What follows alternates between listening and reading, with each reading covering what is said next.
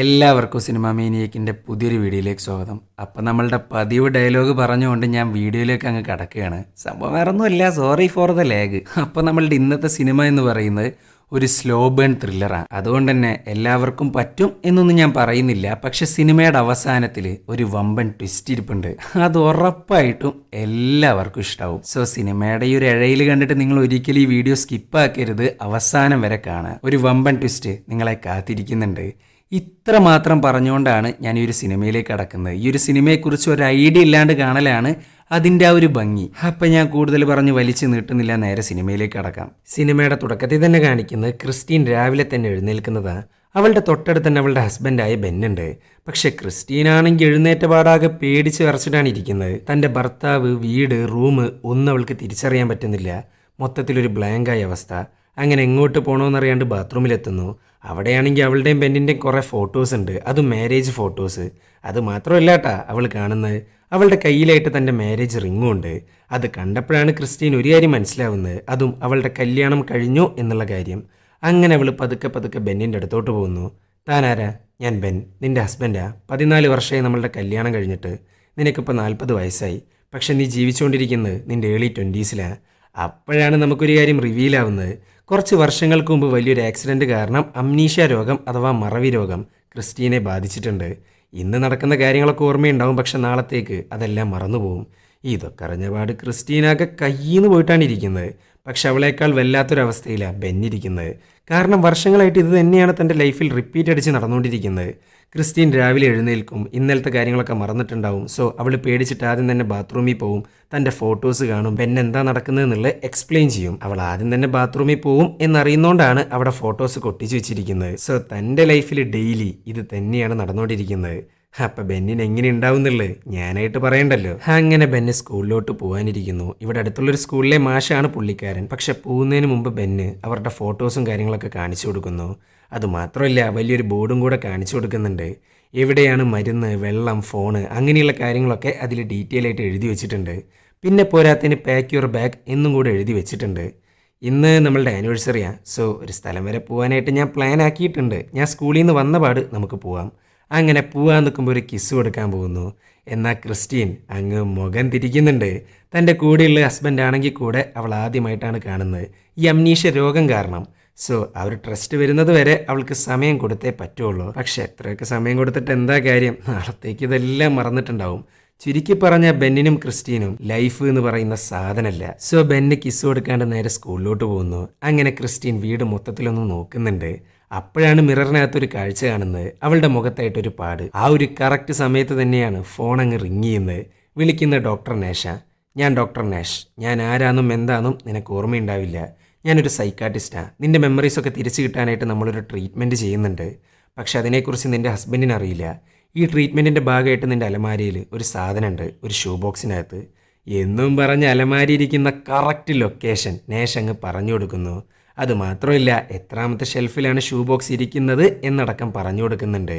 ചുരുക്കി പറഞ്ഞ ആ വീടിനെക്കുറിച്ചും ക്രിസ്റ്റീനെക്കുറിച്ചും നന്നായിട്ട് അറിയാവുന്നൊരു മനുഷ്യനാണ് ഡോക്ടർ നാഷ്. അങ്ങനെ ഷൂ ബോക്സ് എടുത്തു വെക്കുന്നു. അതിനകത്തതാ ഒരു ക്യാമറ. അതെങ്ങനെ ഓണാക്കണം എന്നും കൂടെ പറഞ്ഞു കൊടുക്കുന്നുണ്ട് കേട്ടാ നാഷ്. അങ്ങനെ ക്യാമറ ഓണാക്കുന്നു. അതിലാണെങ്കിൽ ക്രിസ്റ്റീൻ്റെ കുറേ വീഡിയോസ് ഉണ്ട്, അതും 2 ആഴ്ച മുമ്പ് സ്വയം റെക്കോർഡ് ചെയ്തിട്ടുള്ള വീഡിയോസ്. അതായത് കഴിഞ്ഞ 2 ആഴ്ച മുതൽ ഇതുവരെ നടന്നിട്ടുള്ള എല്ലാ കാര്യങ്ങളും അവൾ സ്വയം റെക്കോർഡ് ചെയ്ത് വെച്ചിട്ടുണ്ട്, ഒരു ഡയറി എഴുതുന്ന പോലെ. അങ്ങനെ ഇരിക്കുമ്പോഴാണ് 2 ആഴ്ചക്ക് മുമ്പുള്ള കാര്യങ്ങളൊക്കെ കാണിച്ചുകൊണ്ടിരിക്കുന്നത്. ഡോക്ടർ നാഷും അതേപോലെ ക്രിസ്റ്റീനും കൂടെ നാഷിൻ്റെ ഓഫീസിലോട്ട് പോകുന്നു, അതും ബെന്നറിയാണ്ട്. ഈ ഒരു ട്രീറ്റ്മെൻറ്റിനെ കുറിച്ച് അവൻ അറിയാണ്ടിരിക്കലാണ് ബെറ്റർ എന്നൊക്കെയാണ് നേഷ് പറയുന്നത്. അതിൽ തന്നെ എന്തോ ഒരു വശപ്പശകുണ്ട്. 6 മാസങ്ങൾക്ക് മുമ്പ് ഒരു പാർക്കിൽ വെച്ചിട്ടാണ് ക്രിസ്റ്റീനെ നേഷ് ആദ്യമായിട്ട് കാണുന്നത്, അതും തൻ്റെ കൊളീഗ് റെഫർ ചെയ്തിട്ട്. ക്രിസ്റ്റീൻ്റെ ഫയൽ വായിച്ചേക്കാൻ ഒരു ഇൻട്രസ്റ്റിംഗ് കേസായിട്ട് പുള്ളിക്കാരന് തോന്നുകയും ചെയ്തു. സോ അംനീഷ്യയെക്കുറിച്ചൊരു ബുക്ക് എഴുതാനാണെന്നും പറഞ്ഞ് അവളെ സമീപിക്കുന്നു. ട്രീറ്റ്മെൻറ്റും കാര്യങ്ങളൊക്കെ ആരംഭിക്കുകയും ചെയ്യുന്നു. ഇവിടെ ബെന്ന് ഡെയിലി റിപ്പീറ്റ് അടിച്ച് പറയുന്നത് പോലെ നേഷും പറയുന്നുണ്ട് കേട്ടാ. ചുരുക്കി പറഞ്ഞാൽ ബെന്ന് പോയതിന് ശേഷം എന്നും നേഷ് വിളിക്കുകയും ചെയ്യും, ക്യാമറയുടെ കാര്യം പറയുകയും ചെയ്യും, ബെന്ന് അറിയാണ്ട് ട്രീറ്റ്മെൻറ്റിനാണെന്നും പറഞ്ഞ് പുറത്ത് പോവുകയും ചെയ്യും. അങ്ങനെ ഇരിക്കുമ്പോഴാണ് നേഷ് ഈ ക്യാമറ അവൾക്ക് കൊടുക്കുന്നത്. ക്രിസ്റ്റീൻ, നീ ഉറങ്ങാൻ പോകുന്നതിന് മുമ്പ് ഇന്ന് നടക്കുന്ന കാര്യങ്ങളൊക്കെ ഈ ക്യാമറയിൽ റെക്കോർഡ് ചെയ്യണം. സോ ഇന്ന് നടക്കുന്ന കാര്യങ്ങളൊക്കെ നാളെ നിനക്കറിയാൻ പറ്റും. അതായത് ഒരു വിഷ്വൽ ഡയറി പോലെ. നിന്റെ ലൈഫിനൊരു കണ്ടിന്യൂറ്റി കിട്ടാൻ വേണ്ടിയിട്ടാണ് ഈ ക്യാമറ. സോ 2 ആഴ്ചത്തെ വീഡിയോസൊക്കെ എങ്ങനെ വന്നു എന്നുള്ളത് ഇപ്പം മനസ്സിലായില്ലേ? ഡെയിലി ഈ ഒരു പ്രോസസ്സ് നടക്കും. നേഷ് കാര്യങ്ങളൊക്കെ പറഞ്ഞു കൊടുക്കും, റെക്കോർഡ് ചെയ്യാൻ പറഞ്ഞു കൊടുക്കും, അവൾ റെക്കോർഡ് ചെയ്യുകയും ചെയ്യും. അങ്ങനെ ക്യാമറ കൊടുത്തതിന് ശേഷം ക്രിസ്റ്റീനുണ്ടായ അപകടത്തെക്കുറിച്ചാണ് അവൻ പറയാൻ ആരംഭിക്കുന്നത്. എന്നാൽ അവൻ അറ്റാക്കിനെ കുറിച്ചാണ് പറയുന്നത്. ഇത് കേട്ടേക്കാകെ ഞെട്ടുന്നുണ്ട് നമ്മളുടെ ക്രിസ്റ്റീൻ. കാരണം ബെന്ന് പറഞ്ഞിട്ടുണ്ടായിരുന്നത് അംനീഷയ്ക്ക് കാരണം ആക്സിഡൻ്റാണ്. പക്ഷെ നേഷ് പറയുന്നത് ക്രിസ്റ്റീനെ ആരോ അറ്റാക്ക് ചെയ്തു എന്നുള്ളതാണ്. ക്രിസ്റ്റീൻ 10 വർഷങ്ങൾക്ക് മുമ്പ് ഇവിടെ അടുത്തുള്ളൊരു വെയർ ഹൗസിൽ നിന്നാണ് നിന്നെ പോലീസുകാർക്ക് കണ്ടുകിട്ടുന്നത്. ആ സമയത്ത് നീയാണെങ്കിൽ ആകെ ചോരയിൽ കുളിച്ച് കിടക്കുക. നിന്റെ തലക്ക് നല്ലൊരു അടിയേറ്റിട്ടുണ്ട്. അത് കാരണം അംനീഷ ബാധിച്ച്. അല്ലാണ്ട് ബെന്ന് പറയുന്നത് പോലെ ആക്സിഡൻ്റ് ഒന്നുമില്ല എന്നും പറഞ്ഞ് അവളുടെ മെഡിക്കൽ റിപ്പോർട്ട്സ്, അന്നത്തെ ന്യൂസ് പേപ്പർ കട്ടിങ്സ് ഇതെല്ലാം കാണിച്ചു കൊടുക്കുന്നു. പക്ഷേ ഇതൊക്കെ കണ്ടിട്ട് ഇവൾക്കാണെങ്കിൽ ഒരു തേങ്ങ ഓർമ്മ വരുന്നില്ല. എന്നാൽ ഒരു കാര്യം മനസ്സിലായി, തന്നെ ആരോ കൊല്ലാൻ ശ്രമിച്ചതാണ് എന്ന കാര്യം. അങ്ങനെ ക്രിസ്റ്റീൻ തിരിച്ച് വീട്ടിലോട്ട് പോകാനിരിക്കുന്നു. ക്രിസ്റ്റീൻ, ഈ ക്യാമറയെക്കുറിച്ച് ബെൻ അറിയണ്ട. കാരണം ഇത് നിൻ്റെ ഒരു ഡയറിയാണ്. ബെന്നെങ്ങാനും അറിഞ്ഞു കഴിഞ്ഞാൽ അവനത് നോക്കുമോ എടുക്കുമോ എന്നുള്ള കൺഫ്യൂഷൻസ് ഒക്കെ വരാൻ സാധ്യതയുണ്ട്. സോ ഒരിക്കലും ബെൻ ഇതറിയാൻ പാടില്ല. അങ്ങനെ രാത്രിയായി. ഉറങ്ങാൻ പോകുന്നതിന് മുമ്പ് അന്ന് നടന്ന എല്ലാ കാര്യങ്ങളും ഒരു മൈന്യൂട്ട് ഡീറ്റെയിൽ പോലും വിടാണ്ട് ആ ക്യാമറയിൽ റെക്കോർഡ് ചെയ്യുന്നു. അതാണ് ഈ ക്യാമറയിൽ എടുക്കുന്ന ഫസ്റ്റ് വീഡിയോ. അങ്ങനെ പിറ്റേ ദിവസമായി. പിന്നെ പറയണ്ടല്ലോ, സെയിം പ്രോസസ്സ് തന്നെ. ക്രിസ്റ്റീൻ എഴുന്നേൽക്കുന്നു, ടെൻഷനാവുന്നു, ബെന്ന് കാര്യങ്ങളൊക്കെ പറഞ്ഞു കൊടുക്കുന്നു, ജോലിക്ക് പോകുന്നു, നാഷി വിളിക്കുന്നു, ക്യാമറയിലെ വീഡിയോ പ്ലേ ചെയ്യുന്നു. എന്നാൽ 10 വർഷങ്ങളായിട്ട് കിട്ടാത്തൊരു വ്യത്യാസം അന്ന് കിട്ടി. അതാണ് ക്യാമറയിൽ റെക്കോർഡ് ചെയ്തു വെച്ച ഇന്നലത്തെ കാര്യങ്ങൾ. സാധാരണ ഇന്നലെ നടക്കുന്നതൊന്നും ഇന്ന് ഓർമ്മ വരാറില്ല. എന്തായാലും ബെൻ അറ്റാക്കിനെ കുറിച്ച് മറച്ചു വെച്ച് അവൾക്ക് വല്ലാത്തൊരു ഞെട്ടലുണ്ടാക്കുന്നുണ്ട്. ഞെട്ടൽ മാത്രമല്ല, ഒരു കൺഫ്യൂഷൻ. ബെന്നിനെയും കള്ളങ്ങൾ പറയുന്നുണ്ടോ എന്നുള്ള കൺഫ്യൂഷൻ. ക്രിസ്റ്റീൻ, ഈ ഒരു സാഹചര്യത്തിൽ നിൻ്റെ വീട്ടിലെ ഫോണിലോട്ട് ഞാൻ വിളിക്കുന്നത് എനിക്കത്ര സേഫായിട്ട് തോന്നുന്നില്ല. സോ ഞാൻ നിനക്കൊരു ഫോൺ തരാം എന്നും പറഞ്ഞിട്ടൊരു ഫോൺ കൊടുക്കുന്നു എന്ന് മാത്രമല്ല, അവർ പൊയ്ക്കൊണ്ടിരിക്കുന്നത് പോലീസുകാർക്ക് അറ്റാക്കിന് ശേഷം ക്രിസ്റ്റീനെ കിട്ടിയ ആ ഒരു വെയർ ഹൗസിലോട്ടാണ്. ഇത്തരം കേസുകളിലൊക്കെ എവിടെ നിന്നാണോ ട്രോമയൊക്കെ സ്റ്റാർട്ടായത് അവിടെ പോയാൽ മെമ്മറീസൊക്കെ റീകളക്ട് ചെയ്യാൻ ചാൻസ് ഉണ്ട്. സോ ആ ഒരു ട്രീറ്റ്മെൻറ്റിന് വേണ്ടിയിട്ടാണ് ഇവരങ്ങോട്ട് പൊയ്ക്കൊണ്ടിരിക്കുന്നത്. അങ്ങനെ വെയർ ഹൗസിലെത്തി. ഇങ്ങേരാണ് ചോരയിൽ കുളിച്ചടക്കുന്ന ക്രിസ്റ്റീനെ കണ്ടെത്തുന്നതും പോലീസിനെ വിളിക്കുന്നതും. അങ്ങനെ അന്നുണ്ടായ സംഭവങ്ങളെക്കുറിച്ചൊക്കെ അവൻ പറഞ്ഞു കൊടുക്കുന്നു. ദേ, ഈ സ്ഥലത്തുനിന്ന് നിങ്ങളെ ഞാൻ ആദ്യമായിട്ട് കാണുന്നത്. നിങ്ങളുടെ മേലാണെങ്കിൽ ആകെ ചോരയിരുന്നു. അത് മാത്രമല്ല, നിങ്ങളന്ന് നെയ്ക്കഡായിരുന്നു. ആകെ കൂടെ മേലുണ്ടായിരുന്നത് ഒരു ബെഡ്ഷീറ്റ് മാത്രമാണ്. പിന്നെ പോരാത്തിന് നിങ്ങൾക്കാണെങ്കിൽ ഒന്നും ഓർത്തെടുക്കാൻ പറ്റുന്നുണ്ടായിരുന്നില്ല. ആകെ ടെൻഷനും കൺഫ്യൂഷൻസൊക്കെ ആയിരുന്നു. പിന്നെ ഞാൻ പോലീസിനെ വിളിച്ചു. ഇതെല്ലാം കേട്ടിട്ട് ഒരു ഐഡിയ ഇല്ലാണ്ടാണ് ക്രിസ്റ്റീൻ നിൽക്കുന്നത്. അപ്പോഴാണ് ഒരു ഫ്ലൈറ്റ് അതുവഴി അങ്ങ് പോകുന്നത്. ഈ വെയർ ഹൗസ് എയർപോർട്ടിൻ്റെ തൊട്ടടുത്താണ്. അങ്ങനെ നടന്ന കാര്യങ്ങളെക്കുറിച്ചൊക്കെ ചർച്ച ചെയ്യാൻ ആരംഭിക്കുന്നുണ്ട് ക്രിസ്റ്റീനും നാഷും. ഇവിടെ ക്രിസ്റ്റീൻ്റെ ഏറ്റവും വലിയ സംശയം എന്താണെന്ന് വെച്ചാൽ, എന്തിനാണ് താൻ എയർപോർട്ടിൻ്റെ സൈഡിലേക്ക് വരുന്നതെന്നാണ്. കാരണം അതിൻ്റെ ഒരു ആവശ്യമില്ല. എന്നാൽ നാഷ് പറയുന്നത് വേറെ കുറച്ച് കാര്യങ്ങളാണ്. ക്രിസ്റ്റീൻ, നിൻ്റെ മേലുണ്ടായിരുന്ന ബെഡ്ഷീറ്റാണ്. അത് സൂചിപ്പിക്കുന്ന ഇവിടുത്തെ ഹോട്ടൽസിനെയാണ്. എയർപോർട്ടിൻ്റെ സൈഡിൽ ധാരാളം ഹോട്ടൽസ് ഉണ്ട്. പെട്ടെന്ന് നേക്കഡായിട്ട് ബെഡ്ഷീറ്റൊക്കെ നിൻ്റെ മേൽ വരണമെന്നുണ്ടെങ്കിൽ നീ വെയർ ഹൗസിൽ എത്തിയിട്ടുണ്ടാവുക ഏതെങ്കിലും ഹോട്ടലിൽ നിന്നാണ്. പിന്നെ മറ്റൊരു കാര്യം, നിൻ്റെ മെഡിക്കൽ റിപ്പോർട്ട് അനുസരിച്ച് നിൻ്റെ അറ്റാക്കിന് തൊട്ട് മുമ്പായിട്ട് ഒരു സെക്ഷൽ ഇൻ്റർകോഴ്സ് നടന്നിട്ടുണ്ട്. പക്ഷെ അത് റേപ്പാവാൻ യാതൊരു ചാൻസും ഇല്ല. കാരണം അതിൻ്റെ ഒരു ലക്ഷണങ്ങളും നിൻ്റെ ബോഡിയിൽ ഉണ്ടായിരുന്നില്ല. ഇവിടുത്തെ മെയിൻ പ്രശ്നം എന്താണെന്ന് വെച്ചാൽ, നിൻ്റെ ശരീരത്തിൽ നിന്ന് പോലീസിന് സീമൻ കണ്ടെത്താൻ കഴിഞ്ഞിട്ടില്ല. അത് കണ്ടെത്താനായിരുന്നെങ്കിൽ നീ ആരുമായിട്ടാണ് സെക്സിൽ ഏർപ്പെട്ടതെന്നുള്ളത് കണ്ടുപിടിക്കാമായിരുന്നു. ആരുമായിട്ടാണോ സെക്സിൽ ഏർപ്പെട്ടിട്ടുള്ളത് അവനാ നിൻ്റെ അറ്റാക്കിന് കാരണം. സോ സംഗതി അവിഹിതത്തിനായിട്ട് ഹോട്ടലിൽ പോയി. അവിടെ വെച്ചിട്ട് എന്തോ സംഭവിച്ചു, കാര്യങ്ങളെല്ലാം കയ്യിൽ നിന്ന് പോയി. ഇതാണ് സംഭവം. നാഷ്, ഞാൻ അങ്ങനത്തെ ഒരു പെണ്ണല്ല. ക്രിസ്റ്റീൻ, ഒന്നും ഓർമ്മയില്ലാത്ത നിനക്ക് എങ്ങനെ ഉറപ്പിച്ച് പറയാൻ പറ്റും സ്വന്തം ഭർത്താവിനെ ചതിക്കാത്തൊരു പെണ്ണല്ല നീ എന്നുള്ളത്? ഇത് കേട്ടേക്ക് അവളാണെങ്കിൽ ഇരുന്ന് കരയുന്നുണ്ട്.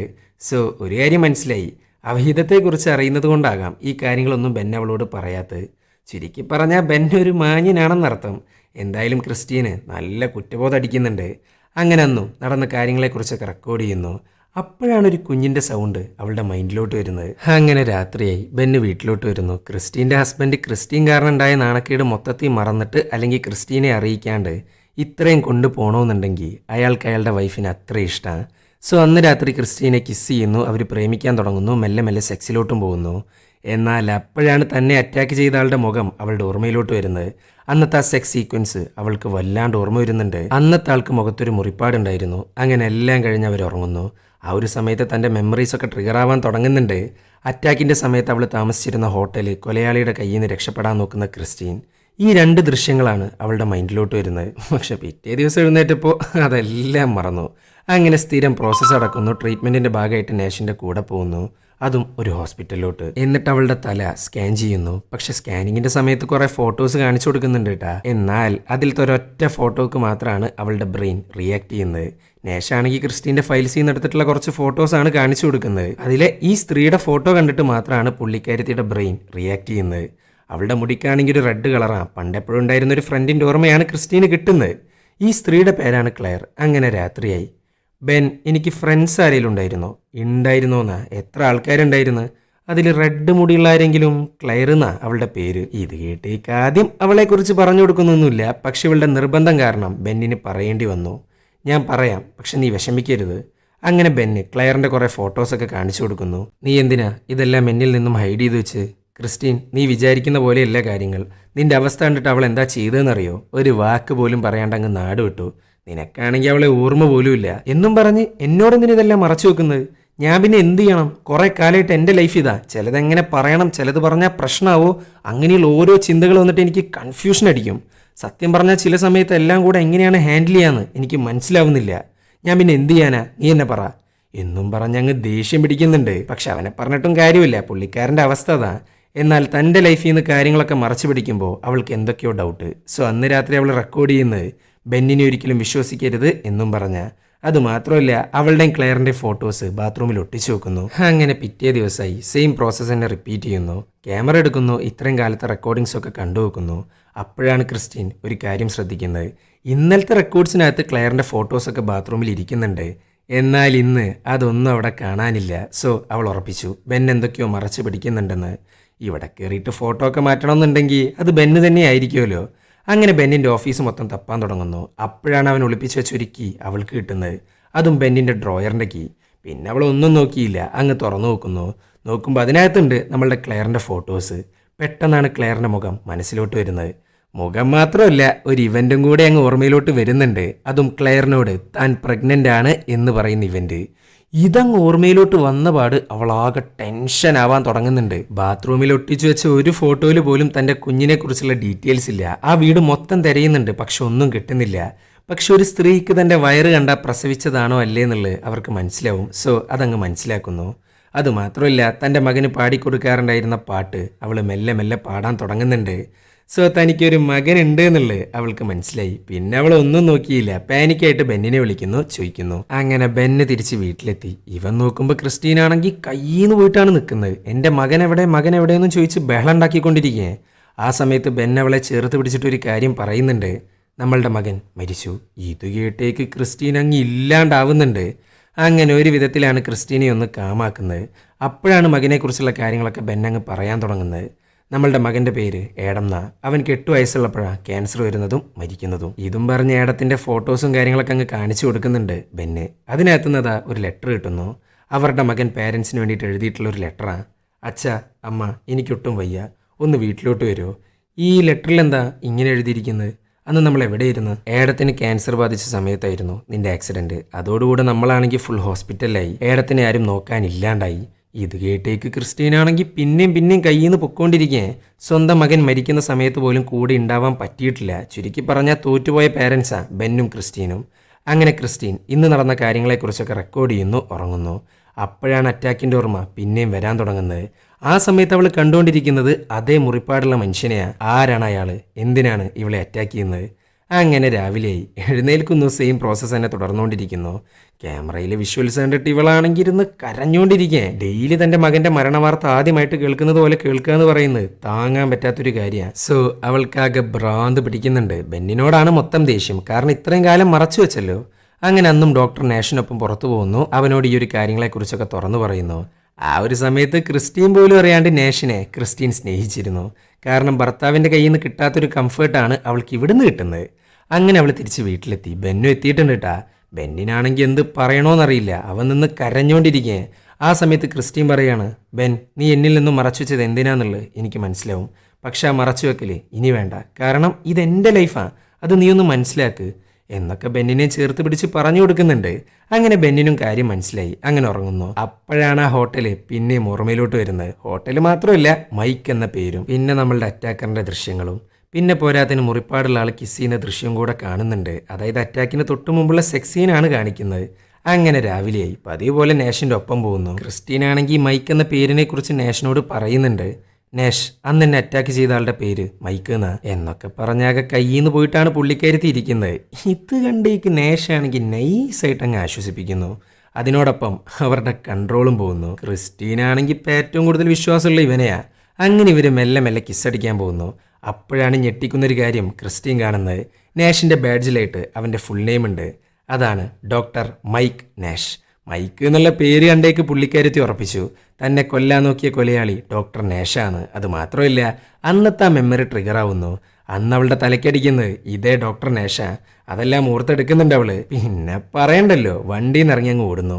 പക്ഷെ യാതൊരു കാര്യം ഉണ്ടായിരുന്നില്ല. നാഷ് പുറത്തേക്ക് വരുന്നു, ഡിക്കിന്ന് സെഡേറ്റീവ് എടുക്കുന്നു, അങ്ങ് കൊടുക്കുന്നു. സോ അവളുടെ ബോധം പോയിട്ടുണ്ട്. അങ്ങനെ കുറച്ച് സമയം കഴിഞ്ഞു. സാധാരണ ഉറങ്ങിക്കഴിഞ്ഞാൽ ഓർമ്മകളൊക്കെ പോവാറുണ്ട്. എന്നാൽ ഇപ്പോൾ ചെറിയ ക്വാണ്ടിറ്റിയിലാണ് സെഡേറ്റീവ് ഒക്കെ കൊടുത്തിരിക്കുന്നത്. ഒന്ന് മയങ്ങാന്നല്ലാണ്ട് ഇന്ന് നടന്നൊന്നും മറക്കൂല. അങ്ങനെ ഇരിക്കുമ്പോഴാണ് ഡോക്ടർ നാഷ് വിളിക്കുന്നത്. ക്രിസ്റ്റീൻ, നിന്റെ ഇപ്പോഴത്തെ കണ്ടീഷൻ എന്താണെന്നറിയോ? കൺഫാബുലേഷൻ. നിന്റെ ഇമാജിനേഷൻസ് നിന്റെ മെമ്മറിയുമായിട്ട് കൂടി ചേർന്ന് ഗ്യാപ്പുകളൊക്കെ ഫില്ലാവാൻ തുടങ്ങുന്നു. സോ നിന്റെ ഇമാജിനേഷൻ കാരണം ഞാനാണ് നിന്നെ കൊല്ലാൻ നോക്കിയെന്ന് നീ വിചാരിച്ച് വെച്ചിരിക്കുന്നത്. ഇത്തരം കണ്ടീഷന് പറയുന്ന പേരാണ് കൺഫാബുലേഷൻ. ചുരുക്കി പറഞ്ഞാൽ ഡോക്ടർ മൈക്ക് നാഷ് എന്നുള്ളത് തന്നെയാണ് അങ്ങേരുടെ പേര്. പക്ഷെ കൊലയാളി അങ്ങേരല്ല, അത് വേറെ ആരോ ആണ്. ഞാനിതെല്ലാം ബെന്നിനോട് പറയാൻ പോവാൻ. പറയുന്നതിന് മുമ്പ് നമുക്കൊന്ന് ഫേസ് ടു ഫേസ് കാണണം. കാരണം ബെന്നിനെ കുറിച്ച് ഞെട്ടിക്കുന്നൊരു ഡീറ്റെയിൽ എനിക്ക് കിട്ടിയിട്ടുണ്ട്. അങ്ങനെ ഇരിക്കുമ്പോഴാണ് ബെന്നു വരുന്നത്. സോ തൽക്കാലത്തിന് നാഷ് പറയുന്ന അനുസരിച്ച് ബെന്നിനോട് ഒന്നും പറയുന്നില്ല. അങ്ങനെ പിറ്റേ ദിവസമായി സെയിം പ്രോസസ്സ് തന്നെ. എന്നാൽ ഇപ്രാവശ്യം ചെറിയൊരു വ്യത്യാസമുണ്ട്. സംഭവം വേറൊന്നുമില്ല. നാഷ് വിളിക്കുന്നതിന് മുമ്പ് തന്നെ ക്യാമറ എടുക്കുന്നു, അവളുടെ ഡയറി അങ്ങ് പ്ലേ ചെയ്യാൻ ആരംഭിക്കുന്നു. ചുരുക്കി പറഞ്ഞാൽ ഡെയിലി ചെയ്തുകൊണ്ടിരിക്കുന്ന ഒരു കാര്യം അവളുടെ ഓർമ്മയിലോട്ട് വന്നു എന്നർത്ഥം. ഇതൊരു പ്രോഗ്രസ് ആക്കിയിട്ട് വേണമെങ്കിൽ കണക്കാക്കാം. അങ്ങനെ ഇരിക്കുമ്പോഴാണ് നമ്മളുടെ ഡോക്ടർ നാഷ് അവളോട് സോറി പറയുന്നത്. ഇത്തരം കേസുകളിലൊക്കെ പേഷ്യൻറ്റിന് ഡോക്ടറോട് ഫീലിങ്സ് ഉണ്ടാവാൻ ചാൻസ് ഉണ്ട്.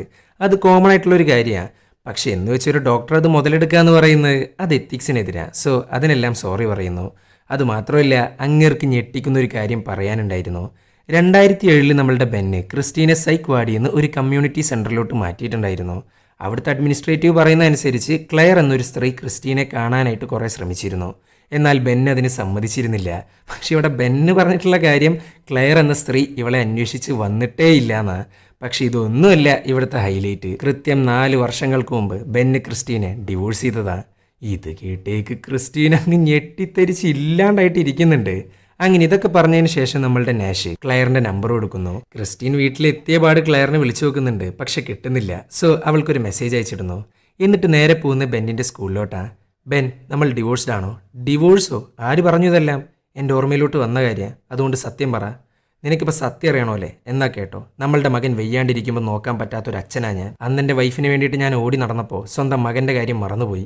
അതുകൊണ്ടാണ് എൻ്റെ തീരുമാനം ഡിവോഴ്സ് എന്നതിലേക്ക് എത്തിച്ച്. പക്ഷെ അതിനുശേഷം എനിക്ക് പറ്റുന്നുണ്ടായിരുന്നില്ല. എനിക്ക് നീയില്ലാണ്ട് പറ്റില്ല ക്രിസ്റ്റീൻ. സോ ഞാൻ തിരിച്ചു വന്നു. ഇത് കേട്ടേക്ക് ബെന്നിൻ്റെ അവസ്ഥ എന്താണെന്നുള്ളത് അവൾക്ക് നല്ലവണ്ണം മനസ്സിലായി. സോ അവനെ ആശ്വസിപ്പിക്കുന്നു. അങ്ങനെ ക്രിസ്റ്റീൻ വീട്ടിലെത്തി. അപ്പോഴാണ് നമ്മളുടെ ക്ലെയർ തിരിച്ചു വിളിക്കുന്നത്. ക്ലെയർ ആണെങ്കിൽ ക്രിസ്റ്റീനെ ക്രിസ് എന്നാ വിളിക്കുക. ആ വിളി കേട്ടേക്ക് ക്ലെയറിൻ്റെ മുഖം ക്രിസ്റ്റീൻ ഓർത്തെടുക്കാൻ പറ്റുന്നുണ്ട്. അതുകൊണ്ട് തന്നെ ക്രിസ്റ്റീൻ ഭയങ്കരമായിട്ട് ഹാപ്പി ആവുന്നു. ക്രിസ്, ഞാൻ നിൻ്റെ കെയർ ഹോമിലൊക്കെ പോയിട്ടുണ്ടായിരുന്നു. പക്ഷെ അവർ പറഞ്ഞു നീ അവിടെ നിന്ന് പോയിന്ന്. സോ ഞാൻ നിൻ്റെ പഴയ അഡ്രസ്സിലോട്ട് കുറേ കത്തുകൾ അയച്ചു.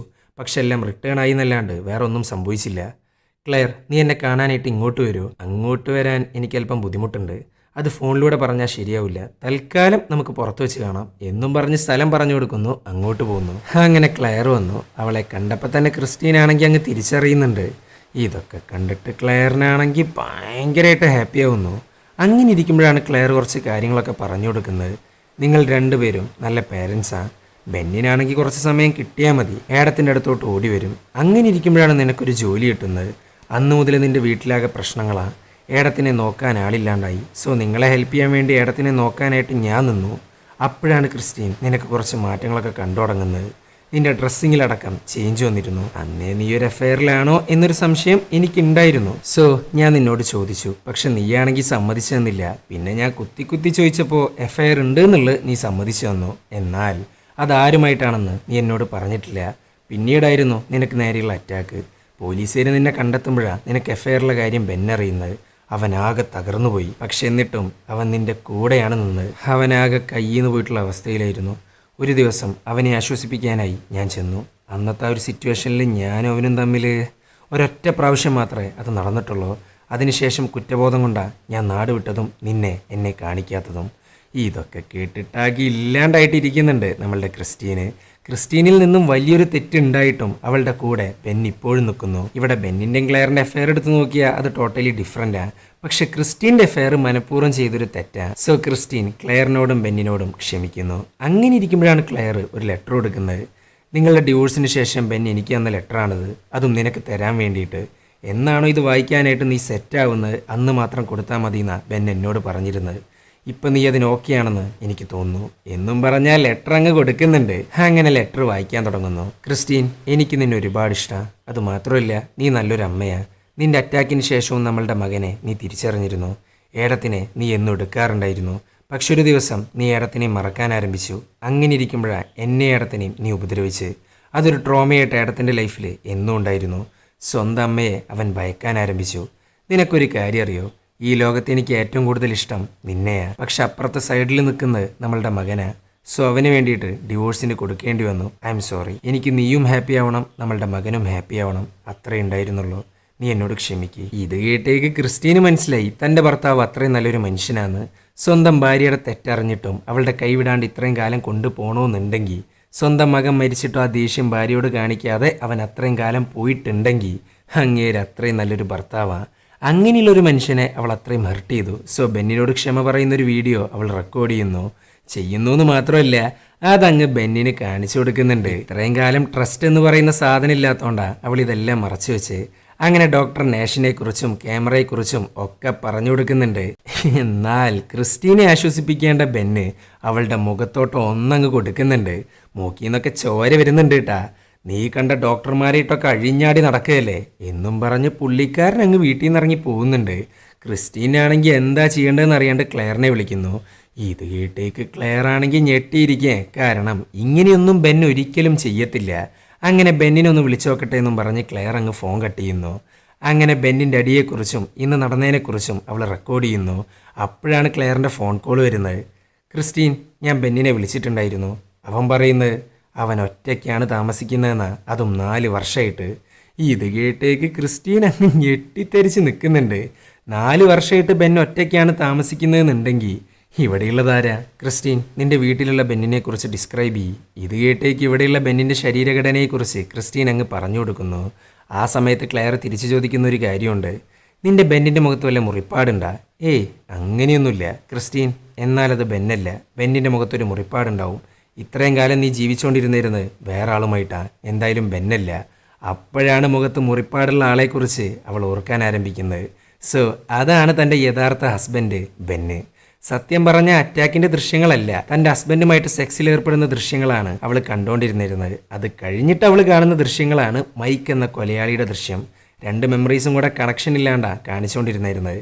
അങ്ങനെ ഇരിക്കുമ്പോഴാണ് മൈക്ക് തിരിച്ച് വീട്ടിലോട്ട് വരുന്നത്. സോ ഇവൻ നമുക്കിനി ബെന്നല്ല, മൈക്കാണ്. ഇതേ സമയം ക്രിസ്റ്റീനാണേലോ നേരെ ബാത്റൂമിലോട്ട് പോകുന്നു. എന്നിട്ട് അവരുടെ ഫോട്ടോസൊക്കെ നോക്കുന്നുണ്ട്. അപ്പോഴാണ് ഒരു കാര്യം ശ്രദ്ധിക്കുന്നത്. ആ ഫോട്ടോയിലായിട്ട് വേറൊരു ഔട്ട്ലൈൻ ഉണ്ട്. അതായത് യഥാർത്ഥ ബെന്നിനെ ഫോട്ടോഷോപ്പ് യൂസ് ചെയ്ത് മായ്ച്ചു കളഞ്ഞതിൻ്റെ ഔട്ട്ലൈന്. ഇതൊക്കെ കണ്ടിട്ട് ഞെട്ടിയിരിക്കുന്നുണ്ട് ക്രിസ്റ്റീന്. അത് മാത്രമല്ല, അന്നത്തെ അറ്റാക്കിൻ്റെ യഥാർത്ഥ ദൃശ്യം അവൾക്ക് ഓർമ്മ വരാൻ തുടങ്ങുന്നുണ്ട്. അതിനകത്തതാ ഇത്രയും കാലം ഇവളുടെ കൂടെ ഉണ്ടായിരുന്ന മൈക്ക് അവളെ ദ്രോഹിച്ചുകൊണ്ടിരിക്കുന്ന ദൃശ്യങ്ങളാണ് അവൾക്ക് ഓർമ്മ വരുന്നത്. അങ്ങനെ ക്ലെയർ ക്രിസ്റ്റനോട് അഡ്രസ്സ് പറഞ്ഞു തരാൻ പറയുന്നു. പക്ഷെ ഇവളാണെങ്കിൽ ഭയങ്കരമായിട്ട് പാനിക്കായിട്ടുണ്ട്. സോ അഡ്രസ്സ് അങ്ങ് മറന്നു പോകുന്നു. അപ്പോഴാണ് മൈക്ക് ബാത്റൂമിൻ്റെ ഡോർ ഉറക്കാൻ നോക്കുന്നത്. സോ തൽക്കാലത്തിന് എങ്ങനെയും അഡ്രസ്സ് ഓർത്തെടുക്കാൻ പറഞ്ഞിട്ട് ക്ലെയർ ഫോൺ കട്ട് ചെയ്യുന്നു. ക്രിസ്റ്റീനാണേലോ രണ്ടും കൽപ്പിച്ച് ഡോറങ്ങ് തുറന്ന് നോക്കുന്നുണ്ട്. എന്നാൽ മൈക്കിനെ കാണാനില്ല. പിന്നെ അവൾ ഒന്നും നോക്കിയില്ല, സൗണ്ട് ഉണ്ടാക്കാണ്ട് വീടിൻ്റെ പുറത്ത് കിടക്കുന്നു. പക്ഷെ യാതൊരു കാര്യം ഉണ്ടായിരുന്നില്ല. മൈക്ക് വരുന്നു, അവളെ അങ്ങ് ബോധം കെടുത്തുന്നു. അങ്ങനെ കഥ 2 ആഴ്ചയും കടന്ന് നേരെ പ്രസൻറ്റിലോട്ട് പോകുന്നു. അതായത് സിനിമയുടെ ഫസ്റ്റ് സീനിലോട്ടാണ് നമ്മൾ പിന്നെയും വന്നിരിക്കുന്നത്. സോ 2 ആഴ്ചക്ക് മുമ്പ് എന്തൊക്കെയാണ് നടന്നതെന്നുള്ളത് ഇപ്പം മനസ്സിലായില്ലേ? അങ്ങനെ ക്രിസ്റ്റീൻ എഴുന്നേൽക്കുന്നു. അറിയാലോ, ഇന്നലെ നടന്നതൊന്നും പുള്ളിക്കാരത്തിക്ക് ഓർമ്മയുണ്ടായിരിക്കില്ല. സ്ഥിരം പ്രോസസ്സാണ് ആവർത്തിച്ചുകൊണ്ടിരിക്കുന്നത്. അങ്ങനെ മൈക്ക് ജോലിക്ക് പോകുന്നു. ഡോക്ടർ നേഷാണെങ്കിൽ വീട്ടിലോട്ട് വിളിക്കുന്നുണ്ട്. അറിയാലോ എന്തിനാ വിളിക്കുന്നതെന്നുള്ളത്. അങ്ങനെ ക്യാമറ എടുത്ത് നോക്കുന്നുണ്ട് നമ്മളുടെ ക്രിസ്റ്റീന്. ക്യാമറ കൊടുത്തത് മുതലുള്ള എല്ലാ വീഡിയോസും അതിനകത്തുണ്ട്. എന്നാൽ ഒരെണ്ണം മാത്രം മിസ്സിങ്. അതാണ് മൈക്ക് ഇന്നലെ അടിച്ചതിന് ശേഷം ക്രിസ്റ്റീൻ റെക്കോർഡ് ചെയ്തു വെച്ച വീഡിയോ. ആ വീഡിയോ മാത്രം ഡിലീറ്റ് ചെയ്ത് കളഞ്ഞിരിക്കുകയാണ് മൈക്ക്. ബാക്കിയുള്ള വീഡിയോസൊക്കെ കണ്ടിട്ട് കരഞ്ഞുകൊണ്ടിരിക്കുക ക്രിസ്റ്റീന്. കാരണം അതിനകത്ത് ബെൻ എന്ന് പറയുന്ന ആളുടെ ഇമേജ് അത്രയും ഹൈ ലെവലായിട്ടാണ് കിടക്കുന്നത്. അങ്ങനെ മൈക്ക് ഒന്നും അറിയാത്തതുപോലെ വീടിന്റെ തൊട്ട് സൈഡിലിരുന്ന് ക്രിസ്റ്റീനെ വിളിക്കുന്നു. ക്രിസ്റ്റീനാണേലോ ഒടുക്കത്തെ കുറ്റബോധത്തിലാ. സോ അവള് വല്ലാണ്ട് സ്നേഹിക്കുന്നുണ്ട് ബെൻ എന്ന വ്യക്തിയെ. പാവത്തിനറിയില്ലല്ലോ കൂടെയുള്ള ബെന്നല്ല എന്നുള്ളത്. ആ ക്രിസ്റ്റീൻ, പിന്നെ ബാഗ് പാക്ക് ചെയ്യാൻ പറഞ്ഞ കാര്യം മറക്കണ്ടേട്ടാ. സംഭവം വേറൊന്നുമില്ല, ഫസ്റ്റ് സീനിൽ നമ്മൾ പറഞ്ഞിട്ടുണ്ടായിരുന്നു ഇവരുടെ ആനിവേഴ്സറിയാണ്, പുറത്ത് പോകണം എന്നൊക്കെ. അങ്ങനെ ഇതൊക്കെ പറഞ്ഞതിന് ശേഷം മൈക്ക് നേരെ പോകുന്ന ഡോക്ടർ നാഷിനെ കാണാനാ. നാഷ്, ഇനി നിന്നെ എങ്ങാനും എൻ്റെ ഭാര്യയുടെ കൺവെട്ടത്ത് കണ്ട പിന്നെ എന്താ നടക്കാന്നുള്ളത് എനിക്ക് പോലും അറിയില്ല എന്നും പറഞ്ഞ് ഭീഷണിപ്പെടുത്തി പുള്ളിക്കാരൻ അങ്ങ് പോകുന്നുണ്ട്. അങ്ങനെ രാത്രിയായി. ആനിവേഴ്സറി ആഘോഷിക്കാനായി അവർ പുറപ്പെട്ടു. എന്നാൽ മൈക്ക് കൊണ്ടുപോകുന്നത് എയർപോർട്ടിനടുത്തുള്ള അതേ ഹോട്ടലിലോട്ടാ. എവിടെ വെച്ചിട്ടാണോ അറ്റാക്ക് നടന്നത് അതേ സെയിം സ്പോട്ട്, അതേ സെയിം റൂം. അല്ല ബെൻ, ഇന്ന് നമ്മളുടെ വെഡ്ഡിങ് ആനിവേഴ്സറിയാ? വെഡ്ഡിങ്ങിന്റെ അല്ല, ഇത് വേറൊരു കാര്യത്തിന്റെ ആനിവേഴ്സറിയാ എന്നൊക്കെയാണ് അങ്ങേര് പറയുന്നത്. ക്രിസ്റ്റീൻ, ഇന്നത്തെ ദിവസം നിനക്കെല്ലാം ഓർമ്മയുണ്ടാവണം എന്നും പറഞ്ഞ് ബെഡിലങ്ങി ഇരിക്കുന്നുണ്ട് മൈക്ക്. അപ്പോഴാണ് തൻ്റെ കൂടെയുള്ള പണ്ടത്തെ മൈക്കാന്നുള്ളത് അവൾ തിരിച്ചറിയുന്നത്. കാരണം അവൾ കണ്ട് പരിചയിച്ച റൂം, ബെൻ അറിയേണ്ട അഫയറിന് കൊണ്ടുവരുന്ന റൂം എല്ലാം ഇതാ. സോ തൻ്റെ കൂടെയുള്ള ബെന്നെല്ലാം മൈക്കാണെന്നുള്ളത് അവൾക്ക് മനസ്സിലായി. പക്ഷെ തന്നെ അറ്റാക്ക് ചെയ്തത് മൈക്കാണെന്നുള്ളത് ഇതുവരെ കിട്ടിയിട്ടില്ല കേട്ടാ. അവളിപ്പോൾ കണ്ടുകൊണ്ടിരിക്കുന്നത് തൻ്റെ കള്ള കാമുകനെ മാത്രമാണ്. മൈക്കേ, നീയോ? ബെന്നെവിടെ എന്നൊക്കെ കൺഫ്യൂഷൻ അടിച്ച് ചോദിച്ചുകൊണ്ടിരിക്കുകയാണ് നമ്മളുടെ ക്രിസ്റ്റീന്. അപ്പോഴാണ് അടുത്ത മെമ്മറി അങ്ങ് ട്രിഗർ ആവുന്നത്. പണ്ടത്തെ ഇവരുടെ അഫെയർ കുറേ കാലം മുന്നോട്ട് പോയിരുന്നു. പക്ഷെ എപ്പോഴോ കുറ്റബോധം കൊണ്ട് തൻ്റെ ഭർത്താവിനെ ചതിക്കുകയാണ് എന്നുള്ള ഗിൽട്ട് ഫീല് ക്രിസ്റ്റീന് വരാൻ തുടങ്ങി. അതുകൊണ്ട് തന്നെ ഇനിയും അഫെയർ തുടരാൻ പറ്റില്ല എന്ന് ക്രിസ്റ്റീൻ പറഞ്ഞു. എന്നാൽ പിന്നെ ബെന്നിനോട് പറഞ്ഞിട്ട് ബെന്നിനെ അങ്ങ് ഒഴിവാക്കിയേക്കാന്നും പറഞ്ഞ് ബെന്നിനെ അങ്ങ് വിളിക്കാനിരിക്കുന്നുണ്ട് മൈക്ക്. അത് കണ്ടേക്ക് ക്രിസ്റ്റീൻ അങ്ങ് തടയുന്നു. തടഞ്ഞതേ ലെവൽക്ക് ഓർമ്മയുള്ളൂ. ഒന്നങ്ങ് കൊടുക്കുന്നുണ്ട് മൈക്ക്. അങ്ങനെ ക്രിസ്റ്റീൻ ഓടി രക്ഷപ്പെടാൻ നോക്കുന്നു. പക്ഷെ യാതൊരു കാര്യം ഉണ്ടായിരുന്നില്ല. വലിയൊരു ഷാമ്പെയിൻ ബോട്ടിലെടുത്ത് അവളുടെ തലയ്ക്ക് അങ്ങ് അടിക്കുന്നുണ്ട്. ആ അടിയിലാണ് അവൾക്ക് അമ്നീഷ്യ ബാധിച്ച്. ഇതൊക്കെ കൂടെ അങ്ങ് മൈൻഡിലോട്ട് വരുന്നുണ്ട് നമ്മളുടെ ക്രിസ്റ്റീൻ്റെ. ഈ മൈക്ക് എന്ന് പറയുന്ന ആൾക്ക് ക്രിസ്റ്റീനോട് അടങ്ങാത്ത പ്രേമ. ചിലർക്ക് ലവ് എന്ന് പറയുന്ന ഒരു തരം ഭ്രാന്ത, ഒരു സൈക്കിക് അവസ്ഥ. ഇവൻ ആരെയെങ്കിലും സ്നേഹിച്ച മരണം വരെ അവർ കൂടെ വേണമെന്നുള്ള വാശിയാണ് അങ്ങേർക്ക്. ചുരുക്കി പറഞ്ഞ ഒരു സൈക്കോ. പക്ഷെ ഇതൊന്നും അറിയാണ്ടാണ് ക്രിസ്റ്റീൻ അന്തക്കാലത്ത് അവനെ സ്നേഹിച്ച്. പക്ഷെ താൻ ചെയ്ത തെറ്റിന് ദൈവം അറിഞ്ഞ ശിക്ഷ കൊടുത്തു. ആ ശിക്ഷയാണ് കഴിഞ്ഞ 10 വർഷങ്ങളായിട്ട് ക്രിസ്റ്റീൻ അനുഭവിച്ചുകൊണ്ടിരിക്കുന്നത്. അങ്ങനെ മൈക്ക് പറയാണ്, ക്രിസ്റ്റീൻ, എനിക്ക് നിന്നെ ഒരുപാട് ഇഷ്ടമാണ്. നിന്നോട് നുണ പറഞ്ഞ് എനിക്ക് ഭ്രാന്ത് പിടിക്കുന്നുണ്ട്. മതിയായി ബെന്നായിട്ടുള്ള ജീവിതം. ഇനി മുതൽ മൈക്ക്, ക്രിസ്റ്റീൻ, അത് മതി. നിന്റെ ഭർത്താവ് ഡിവോഴ്സിന് ശേഷം നിന്നെ ഒരു കെയർ ഹോമിലാക്കി. എന്നിട്ട് അങ്ങേര് പൊടിയും തട്ടിപ്പോയി. പക്ഷെ ഞാനോ അപ്പോഴും നിന്റെ പിന്നാലെ തന്നെ ഉണ്ടായിരുന്നു. സോ കുറെ ഫേക്ക് ഡോക്യുമെൻ്റ് ഉണ്ടാക്കിയതിന് ശേഷം ഞാൻ ബെന്നായി മാറി. നിനക്കാവശ്യമായ കെയർ ഞാൻ തരാൻ ആരംഭിച്ചു. ചുരുക്കി പറഞ്ഞാൽ മൈക്ക് എന്ന ഞാൻ ബെന്നായി മാറി. ഇനി നീ പറ, എനിക്കാണോ സ്നേഹം, അല്ലാണ്ട് പണ്ട് കത്തെഴുതി വെച്ച് പോയ ബെന്നിനാണോ സ്നേഹം? ഇതൊക്കെ കേട്ടിട്ടാകെ പേടിച്ച് വരച്ച് നിൽക്കുകയാണ് ക്രിസ്റ്റീന്. സോ ക്രിസ്റ്റീൻ അവിടുന്ന് ഓടാൻ ആരംഭിക്കുന്നു. എന്നാൽ മൈക്ക് അവളെ തടയുന്നുണ്ട്. നീ ഇങ്ങനെ ഓടല്ലേ, വർത്താനം പറഞ്ഞുകൊണ്ടിരിക്കുമ്പോൾ പോകുന്ന എനിക്ക് കണ്ണെടുത്താൽ കണ്ടുകൂടാത്ത കാര്യമാണ്. അന്നും ഇത് തന്നെയാണ് സംഭവിച്ചത്. നീ ഇങ്ങനെ ഓടുന്നോണ്ടല്ലേ ഞാൻ ഹെർട്ട് ചെയ്യുന്നത്. സോ ഞാൻ പറയുന്നു ഒന്ന് കേൾക്ക്. ഇതൊക്കെ കേട്ടിട്ട് ക്രിസ്റ്റീനാണെങ്കിൽ സ്റ്റിൽ പോവാനാണ് നിൽക്കുന്നത്. ഇത് കണ്ടേക്ക് ഒന്നങ്ങ് കൊടുക്കുന്നുണ്ട് മൈക്ക്. ശേഷം ആ ക്യാമറയിലുള്ള മുഴുവൻ വീഡിയോസും അങ്ങ് ഡിലീറ്റ് ചെയ്യുന്നു. ഈ ക്യാമറയിലുണ്ടല്ലേ നീ എന്നെ ബെന്നായിട്ട് കാണുന്നത്. സോ നാളെ മുതൽ ഞാൻ എന്ത് നുണ പറഞ്ഞാലും നീ അങ്ങ് വിശ്വസിക്കും. എണീക്കടി, എന്നെ കിസ് ചെയ്യ്. ഇവൾക്കാണെങ്കിൽ അതിനൊന്നും പറ്റുന്നില്ല. അപ്പോഴാണ് അങ്ങേരൊരു കാര്യം പറയുന്നത്. നിന്റെ ഭർത്താവും മറന്നു, മകനും മറന്നു. ആ മകനും മറന്നു എന്നുള്ള ഒരൊറ്റ ഡയലോഗിൽ നിന്ന് ക്രിസ്റ്റീൻ ഒരു കാര്യം മനസ്സിലായി. തൻ്റെ മകൻ മരിച്ചിട്ടില്ല എന്നുള്ളത്. ആ ഒരു കാര്യവും മൈക്ക് ഉണ്ടാക്കിയെടുത്തൊരു കഥയാണ്. സോ തൻ്റെ മകനായ ഏടത്തിനെ കാണാനായിട്ട് ഇവിടുന്ന് പോയേ പറ്റുള്ളൂ. സോ എതിർക്കാൻ ആരംഭിക്കുന്നു. എന്നാൽ അങ്ങേരാണെങ്കിൽ ക്രിസ്റ്റീനായിട്ട് അടിച്ചുകൊണ്ടിരിക്കുക. അടിച്ചടിച്ച് ഇഞ്ച പരിവാക്കുന്നുണ്ട്. നിനക്കെന്താ പറഞ്ഞാൽ മനസ്സിലാവാത്തേ? ഞാനും നീ ഒരിക്കലും വേർപിരിയാൻ പോകുന്നില്ല എന്നൊക്കെയാണ് അങ്ങേര് ഭ്രാന്ത് മൂത്തിട്ട് പറഞ്ഞുകൊണ്ടിരിക്കുന്നത്. പറയാന്ന് മാത്രമല്ല അവളുടെ കഴുത്തിനങ്ങ് പിടിക്കുന്നുണ്ട്. അപ്പോഴാണ് ഒരു ചില്ല് കഷ്ണം കൊണ്ട് അവൻ്റെ കയ്യിനിട്ടൊരു പണി അങ്ങ് കൊടുക്കുന്നത്. എന്നിട്ട് ആ ഒരു താപ്പ് നോക്കി പുള്ളിക്കാരത്തി അങ്ങ് ഓടുന്നു. എന്നാൽ ഇങ്ങേരുണ്ട് വിട്ടുകൊടുക്കുക. അപ്പോഴാണ് എന്തോ ഒരു ഭാഗ്യത്തിന് അയൺ ബോക്സ് കിട്ടുന്നത്. പിന്നെ പറയണ്ടല്ലോ, അതും കൊണ്ട് ഒരൊറ്റയടി. സോ അങ്ങേർക്ക് നല്ല പണി കിട്ടിയിട്ടുണ്ട്. അങ്ങനെ ക്യാമറ എടുക്കുന്നു, ഓടി രക്ഷപ്പെടുന്നു, പോലീസിനെ വിളിക്കുന്നു. 10 വർഷങ്ങളായിട്ട് തന്നെ പറ്റിച്ചുകൊണ്ടിരിക്കുന്ന മൈക്ക് എന്ന കൊടും സൈക്കോയെ പോലീസുകാർ അറസ്റ്റ് ചെയ്തു. അത് മാത്രമല്ല, ഇന്ന് നടന്ന എല്ലാ കാര്യങ്ങളും ആ ക്യാമറയിൽ അങ്ങ് റെക്കോർഡ് ചെയ്ത് വെക്കുന്നുണ്ട്. അങ്ങനെ പിറ്റേ ദിവസമായി ക്രിസ്റ്റീൻ ഹോസ്പിറ്റലിലാ. അങ്ങോട്ടതാ നാഷ് കാണാൻ വരുന്നു. പക്ഷെ അങ്ങേര് വരുന്നത് ഒറ്റയ്ക്കല്ല, മുഖത്ത് മുറിപ്പാടുള്ള യഥാർത്ഥ ബെന്നുമായിട്ടാ അങ്ങേര് വരുന്നത്. 4 വർഷങ്ങളായിട്ട് ഇവർ സെപ്പറേറ്റഡാ. ബെൻ ഇത്രയും കാലം വിശ്വസിച്ചിരുന്ന തൻ്റെ വൈഫ് കെയർ ഹോമിലുണ്ട് എന്നാ. ഏടത്തിനുണ്ടായ ട്രോമ കാരണം ക്രിസ്റ്റീനെ കാണാൻ കൂടെ വരാറില്ല ബെന്ന്. ഈ ഒരു കാര്യങ്ങളെക്കുറിച്ചൊക്കെ ക്ലെയർ കൊടുത്ത ലെറ്ററിൽ നമ്മൾ പറഞ്ഞിട്ടുണ്ടായിരുന്നു. ക്രിസ്റ്റീൻ, ഞാൻ ബെന്നാ, നിന്റെ ബെൻ. നമ്മളുടെ മകന് വേണ്ടിയിട്ട് മാത്രമാണ് ഞാൻ അകന്നു നിന്ന്. എനിക്ക് നിന്നെ ഇഷ്ട, അവനിഷ്ട എന്നൊക്കെ പറഞ്ഞൊരു കിസ്സൊക്കെ കൊടുക്കുന്നുണ്ട് നമ്മളുടെ ബെന്ന്. അപ്പോഴാണ് ഇവരുടെ മകനായ ഏഡം അങ്ങോട്ട് വരുന്നത്. ഇത്രയും നേരമായിട്ടും ക്രിസ്റ്റീൻ ഒന്നും സംസാരിച്ചിട്ടില്ലാട്ടാ. എന്നാൽ തൻ്റെ മകനെ കണ്ടപാട് അവന് പാടിക്കൊടുക്കാറുണ്ടായിരുന്ന ആ പാട്ട് അങ്ങ് പാടാൻ ആരംഭിക്കുന്നു. ചുരുക്കി പറഞ്ഞ ഏടത്തിനെ അവൾ തിരിച്ചറിയുന്നു. ഇത്രയും വർഷം കഴിഞ്ഞിട്ടും തിരിച്ചറിയുന്നു. അവളുടെ മെമ്മറീസ് ഓരോന്നായിട്ട് തിരിച്ച് വരാനും ആരംഭിക്കുന്നു. അങ്ങനെ ആ ഫാമിലി വീണ്ടും ഒന്നിച്ചു. ഈ ഒരു പോയിന്റ് വെച്ചിട്ടാണ് ഈ ഒരു സിനിമ അങ്ങ് എൻഡ് ചെയ്യുന്നത്. അപ്പോൾ വീഡിയോ ഇഷ്ടപ്പെട്ടാൽ ലൈക്ക് ചെയ്യുക. കൂടുതൽ വീഡിയോകൾക്കായി ചാനൽ സബ്സ്ക്രൈബ് ചെയ്യുക. അപ്പോൾ ഓക്കെ, ബൈ.